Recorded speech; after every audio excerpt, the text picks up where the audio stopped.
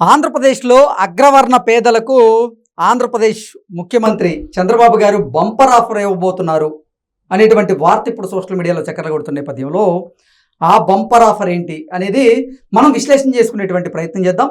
ప్రస్తుతం మనతో పాటున్నారు ప్రముఖ రాజకీయ విశ్లేషకులు, ప్రముఖ సీనియర్ జర్నలిస్ట్ సిఎస్ రావు గారు. సార్తో మాట్లాడదాం. సార్ నమస్తే. సార్ నమస్తే. సార్, ఆంధ్రప్రదేశ్లోని అగ్రవర్ణ పేదలకు చంద్రబాబు గారు బంపర్ ఆఫర్ ఇవ్వబోతున్నారా అంటే ఏం చెప్తారు?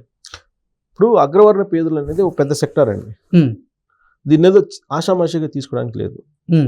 అగ్రవర్ణ పేదలకు రిజర్వేషన్లు ఇవ్వాలి అనేటువంటి ఆలోచన చేసినటువంటి మొట్టమొదటి పొలిటీషియన్ ఎవరని అంటే చంద్రబాబు నాయుడు గారు. కానీ ఆ రోజున కూటమిలో లేరు కాబట్టి యాక్చువల్గా 2019 ఎన్నికలకు ముందు అగ్రవర్ణ పేదలకు రిజర్వేషన్లు అనౌన్స్ చేయాలి అనేటువంటి ఆలోచన, అలాంటి చర్చ తెలుగుదేశం పార్టీ అంతర్గతంగా జరిగింది. ఈలోపు కేంద్ర ప్రభుత్వమే ఈడబ్ల్యూఎస్ ఇచ్చింది 10%. సరే, దాని ఇంప్లిమెంటేషను రాష్ట్రాలు చేయండి అని చెప్పి రాష్ట్రాలు చేస్తున్నారు. అగ్రవర్ణ పేదలు అనేవాళ్ళు ఒక పెద్ద సెక్టర్. ఎస్సీల కన్నా, ఎస్టీల కన్నా, బీసీల కన్నా ఇది పెద్ద సెక్టర్.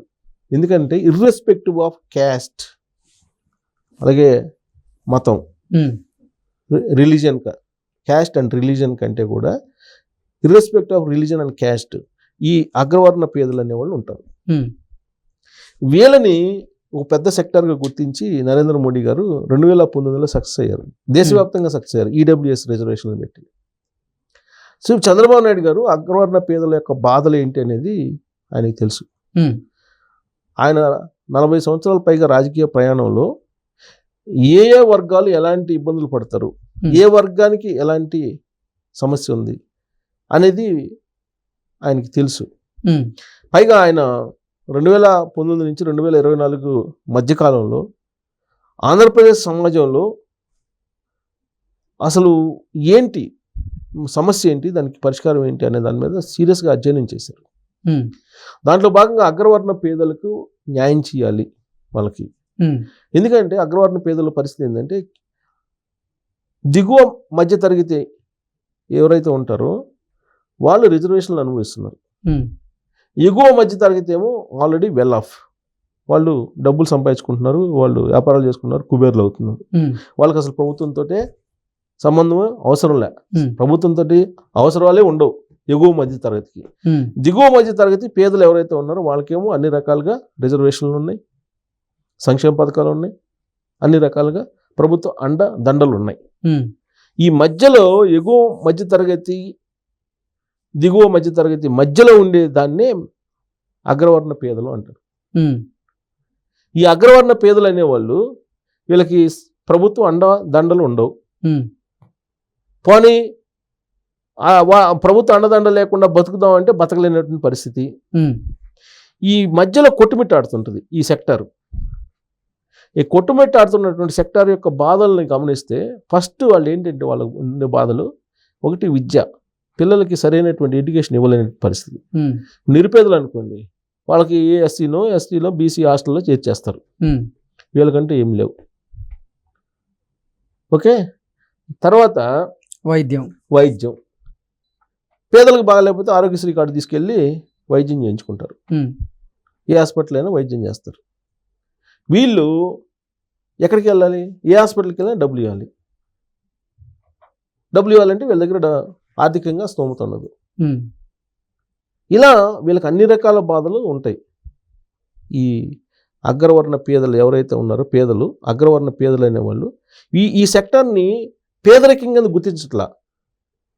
అగ్రవర్ణంలో ఉండేటువంటి పేదల్ని వీళ్ళని ప్రభుత్వం గుర్తించట్లా. వీళ్ళని అన్ని రకాలుగా గుర్తించాల్సినటువంటి అవసరం ఉందని చెప్పి కేంద్ర ప్రభుత్వం మొదట భావించి రిజర్వేషన్ కల్పించింది. ఇప్పుడు చంద్రబాబు నాయుడు గారు రాష్ట్రంలో ఆర్థికంగా, సామాజికంగా, అలాగే విద్యపరంగా, వైద్యం పరంగా ఆదుకోవాలి అనేటువంటి ఉద్దేశంతో ఆయన వినూత్నమైనటువంటి కార్యక్రమానికి శ్రీకారం చుట్టాలని చెప్పి భావించారు. దాని మీద ఇంకా రీసెర్చ్ చేస్తున్నారు లోతుగా. ఒక రకంగా జగన్మోహన్ రెడ్డి గారు కూడా అగ్రవర్ణ పేదల గురించి ఆలోచించారు. మరి ఎవరు సలహా ఇచ్చారో తెలియదు కానీ అప్పట్లో ఆలోచించారు. కాకపోతే ఆలోచించారు కానీ దాన్ని ఆచరణలోకి పెట్టలేకపోయారు. ఆయన ఆలోచన చేసింది ఆచరణలో పెట్టలేకపోయింది ఏంది అని అంటే, పేదలకి ఇల్లు కట్టిస్తున్నాం, సెంటు భూమి ఇస్తున్నాం, అలాగే ఎగువ మధ్య తరగతి వాళ్ళు విలాసవంతమైన జీవితాన్ని గడుపుతున్నారు. ఉమ్, మరి మధ్యతరగతిలో ఉండేటువంటి ఎవరైతే అగ్రవర్ణాలు ఉన్నారో వాళ్ళకి ఇల్లు లేదు, వాకిళ్ళు ఉండవు, అద్దెలలో ఉండాలి, ఉమ్, అద్దెలు కట్టలేని పరిస్థితి ఏంటి అని ఆలోచించారు. ఆలోచించి ఆయన అగ్రవర్ణ పేదల కోసం ఇల్లు కట్టేయాలి, లేదా ఇల్లు కట్టకపోయినా ప్రభుత్వ పరంగా నామినల్ రేటుకి స్థలాలు ఇవ్వాలి అనేటువంటి ఒక ఆలోచన చేశారు. ఉమ్, ఆలోచన చేసి పట్టణాల్లో ప్రధానంగా పట్టణాల్లో ఏం చేశారంటే ఈయన 2 టైర్ పట్టణాల్లో ప్రభుత్వ పరంగా ఉన్నటువంటి భూముల్ని తీసుకొని వెంచర్స్ వేసి నామినల్ రేటుకి అగ్రవర్ణ పేదలకి ఇవ్వాలి అనేటువంటి కాన్సెప్ట్ పెట్టాడు. ఉమ్, పెట్టారు కానీ అది ఇంప్లిమెంట్ కాల. కొన్ని చోట్ల గవర్నమెంట్ ల్యాండ్స్ ఉన్నాయి, వేశారు, ఉమ్, వెంచర్స్ వేశారు. మరి కొన్ని చోట్ల భూములు తీసుకొని ఎక్విజేషన్ చేసి ఇవ్వాలి. ఆ ఎక్విజేషన్ చేసేటువంటి క్రమంలో లీడర్లకి ఈ డబ్బులు పంచుకోవడంలో గొడవలు ఏర్పడి అసలు ఇవ్వాల. సో మొత్తం మీద ఏంటంటే అదైతే ఆలోచన చేశారు కానీ అది కార్యాచరణ రూపంలోకి రాలా. ఉమ్, ఇప్పుడు దాన్ని మరింత లోతుకు తీసుకెళ్ళి చంద్రబాబు నాయుడు గారు ఈ అగ్రవర్ణ పేదలకి నామినల్ రేట్కి ఈ ప్రభుత్వ భూముల్ని, లేదంటే ప్రభుత్వ భూములు లేని చోట ప్రైవేట్ భూములైనా తీసుకొని పట్టణ ప్రాంతాల్లో వీళ్ళకి ఇళ్ల స్థలాలు ఇవ్వాలి, ఉమ్, ఆ తర్వాత వాళ్ళు ఇల్లు కట్టుకుంటారు అనేటువంటి కాన్సెప్ట్ ఉంది. లేదా ప్రభుత్వ పరంగా ఏదన్నా లోన్లు ఫెసిలిటీ కల్పిస్తారు, నెక్స్ట్ స్టెప్ అనేది ఒకటి ఉంది. ఇప్పుడు ఆ రోజున ఆయన పట్టణాల వరకే పరిమితం చేశారు జగన్మోహన్ రెడ్డి గారు, ఆలోచనని ఉమ్, ఇంప్లిమెంట్ చేయాలి ఆయన. కానీ చంద్రబాబు గారు ఏం చేస్తున్నారు, ఇప్పుడు నియోజకవర్గాన్ని యూనిట్గా తీసుకున్నారు.